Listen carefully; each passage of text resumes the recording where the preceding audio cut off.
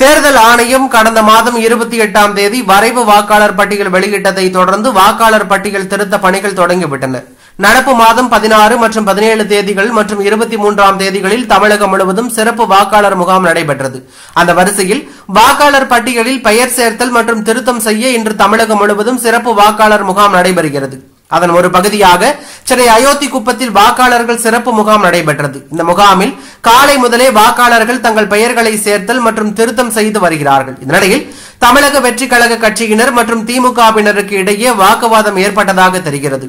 தொடர்ந்து வாக்குவாதம் முற்றிய நிலையில் இரு தரப்பினருக்கும் இடையே மோதல் ஏற்பட்டுள்ளது. இந்த சம்பவம் குறித்து தகவல் அறிந்து வந்த 50க்கும் மேற்பட்ட மெரினா போலீசார் அங்கிருந்தவர்களை கலைந்து செல்ல முற்பட்டார்கள். இதனால் அந்த பகுதியில் பெரும் பரபரப்பு ஏற்பட்டதாக தகவல் வெளியாகி பெரும் அதிர்ச்சியை ஏற்படுத்தி உள்ளது.